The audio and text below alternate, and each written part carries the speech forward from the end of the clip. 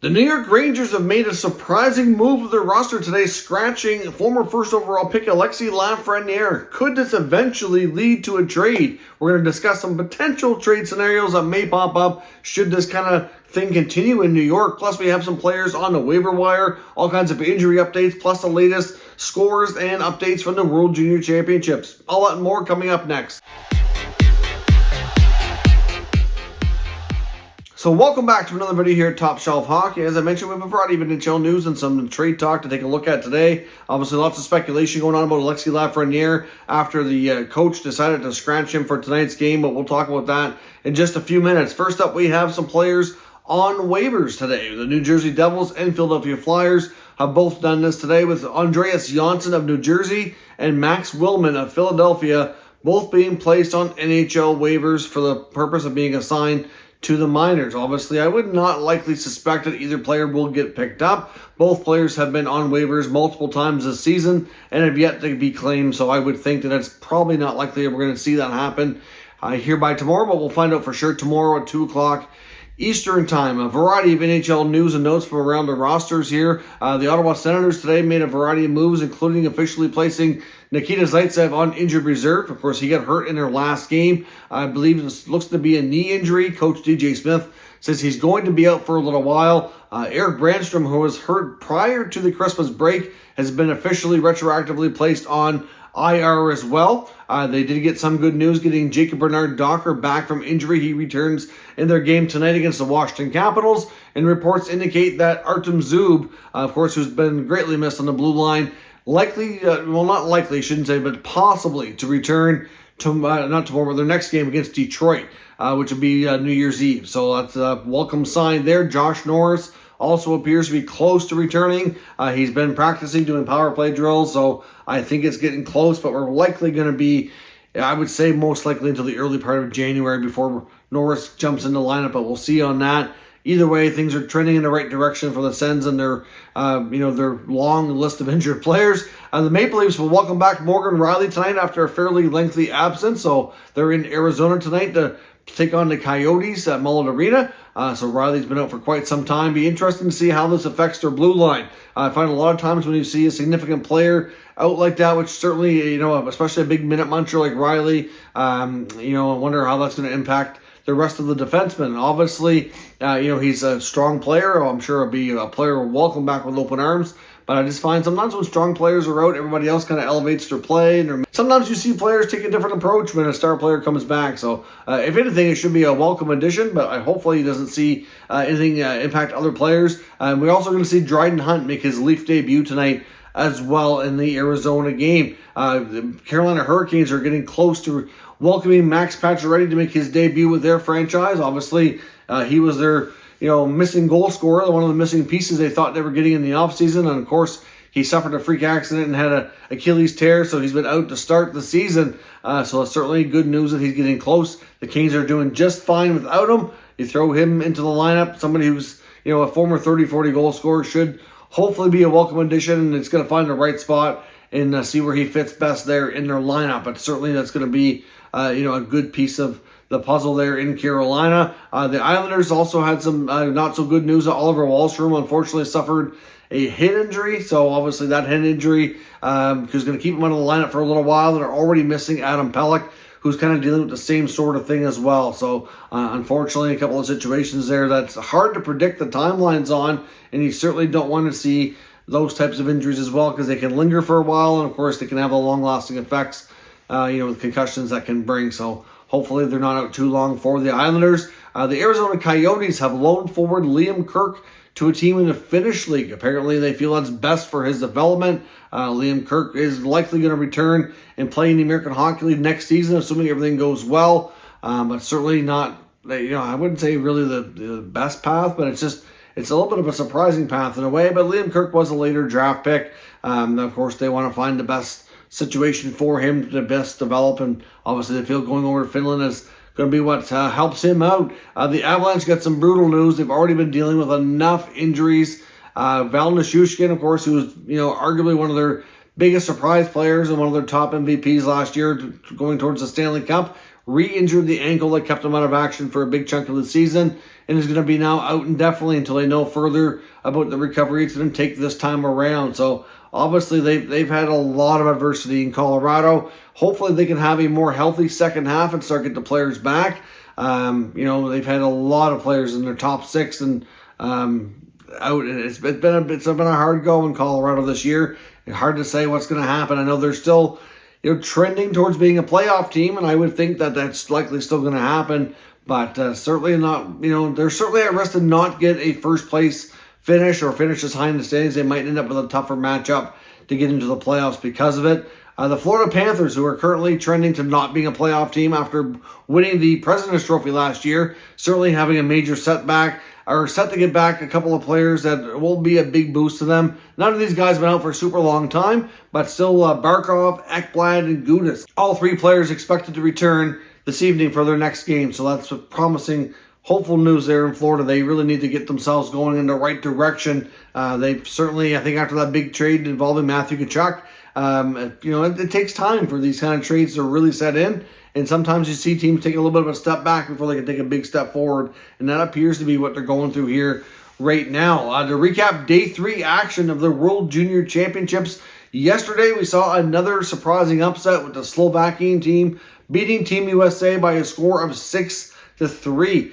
So Canada's been upset. The Americans have been upset. We've seen some surprise finishes from like the Swiss and the Finn team. So obviously it's been a tournament that's been a little wacky and tough to predict for sure. But the Slovakian team certainly put on a great show yesterday, beating the American squad. Canada rebounded nicely, obviously after an opening loss to Czechia, which was certainly a stunning loss, you could say. It's the first time in 25 years that Canada's lost their opening matchup at this tournament, but they bounced back quite nicely with an 11-2 victory over the German team.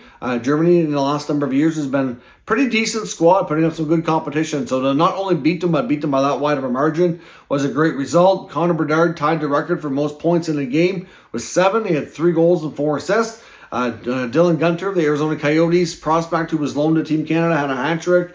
Players like Brent Clark, Shane Wright, and Joshua Waugh all had a goal and assist. I think Olin Zellweger had 3 assists, and lots of other guys got on the score sheet as well. All kinds of players really stepping up for Canada, but it was certainly by far the Connor Bedard show, who's certainly taking over and by far Team Canada's best player for sure. Of course, more action going on here tonight.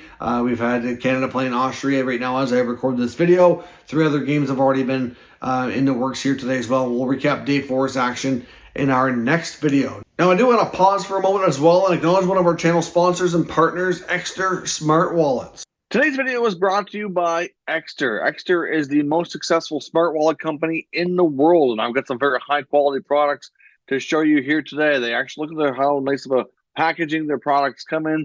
Take a look at this high grade leather wallet. Basically how it works is you have a tracking card that comes with this so that you can use an app on your phone, so you never have to worry about losing your wallet.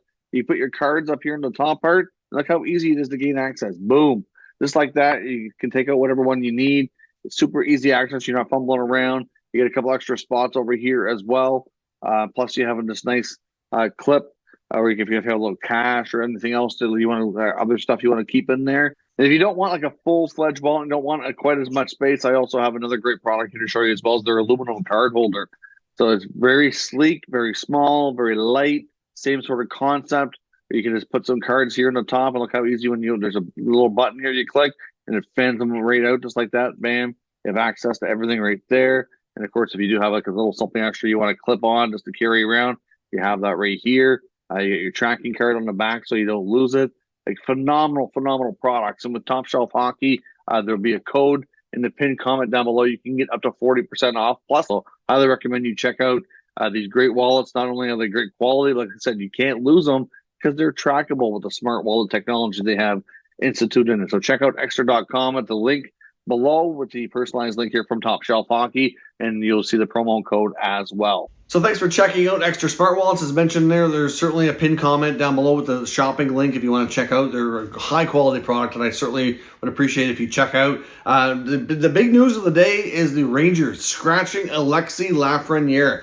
Gerard Gallant certainly with a bold move, scratching the former first overall pick. We know that Gallant has not been pleased with Lafreniere's last few games. Ice time has been cut back. He's been demoted further down in the lineup, things like that. And then we've heard comments saying that he needs more out of him. Well, now it's led to a healthy scratch, even though apparently he's not getting the more that he was looking for. And it's already, obviously with a big move like this, it's already kind of ignited the trade rumors. And, could this eventually lead to the Rangers moving the former first overall pick? A lot of people are questioning his development and the fact that he came into the league with so much potential, so much skill. He's never consistently had a top 6 role, and really is, the way they've handled things, what's best for Lafreniere. It's difficult to say. I mean, obviously, you have to put some onus on the player himself. He certainly seems to be improving a bit year over year, but he hasn't really, had that real breakout that you thought you'd see by now in year 3. A lot of former first overall picks. If we look back, a guy like Steven Stamkos, for example, Stamkos' first year, his first year was a lot better than Lafreniere's, but it was low compared to what you expect by elite first overall standards.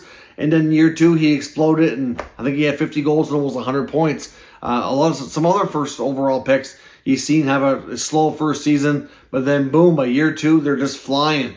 McDavid had a 100-point season by year 2. His first year, he was cut short due to injury, but certainly had over a point per game result before the season was over for him. So certainly, I understand the concern. There's no doubt. And you have to wonder, would a different team with a different role, would it be better for him? And it's got people talking. And if they were to consider a trade, what are some likely destinations that kind of make sense for the player and for the Rangers as a team as well? Now, we know, I'm going to start with Chicago and Patrick Kane. We know the Rangers, there's been all kinds of rumors about the Rangers wanting to make a big move and to really go for it in the playoffs this year, and that Patrick Kane might be their prime target. Of course, Patrick Kane himself, a former first overall pick as well. Arguably the greatest American-born player of all time. A very talented guy with multiple Stanley Cups to his name.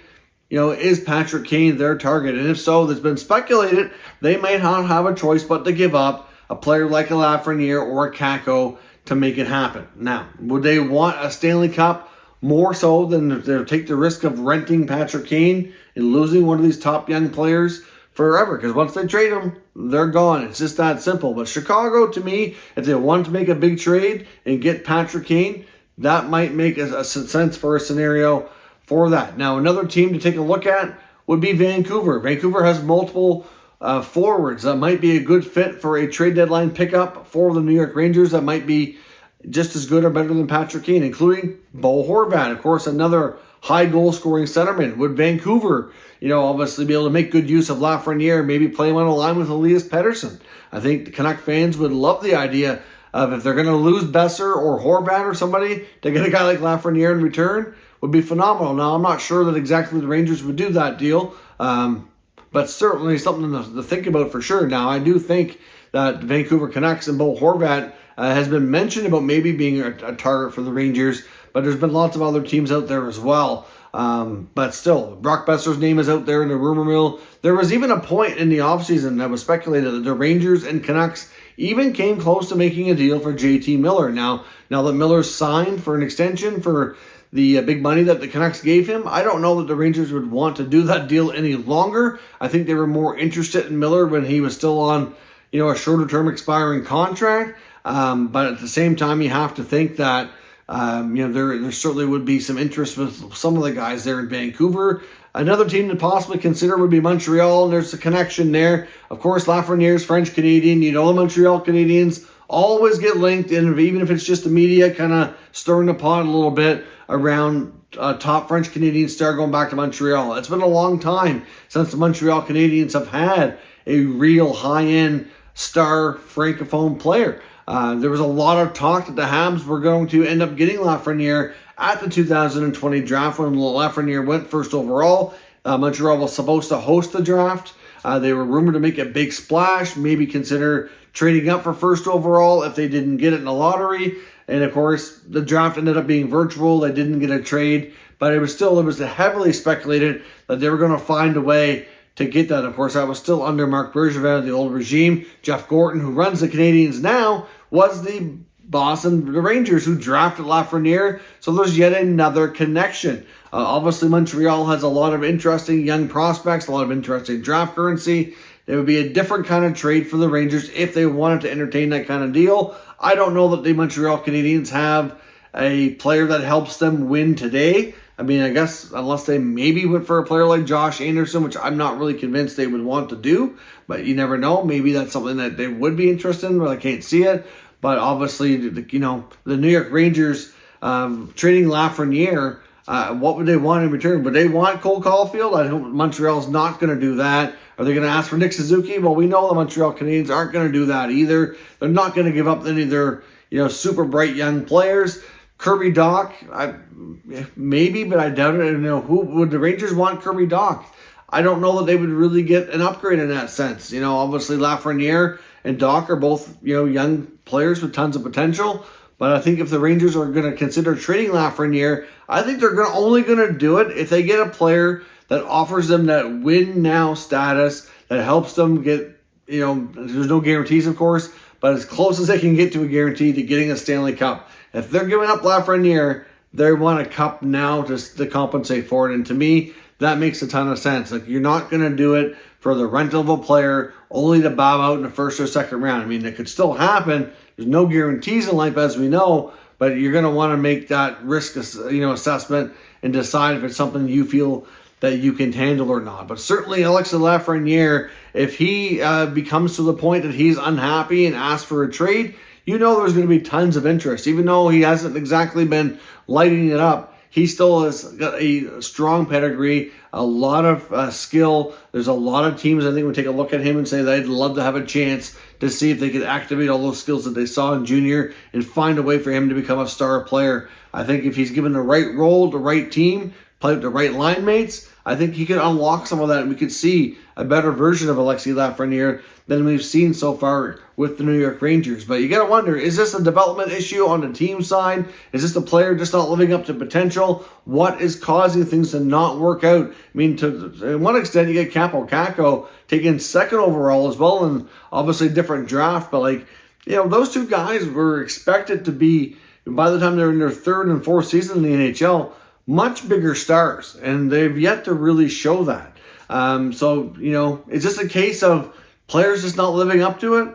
Or is this a case of the team, like I said, dropping the ball with development? It makes you wonder, and if it does lead to a trade, do you see these teams being the main options? Are there other teams that would jump in the mix here? I think lots of teams would have interest, but where would they end up? What kind of deal would the Rangers get? Let me know your thoughts on that down in the comments. We'll discuss further. If you're new to the channel, of course, make sure you subscribe and stick around. We'll keep you up to date with the latest news, rumors, and analysis of all 32 NHL teams. Thank you for watching, and I'll catch you next time.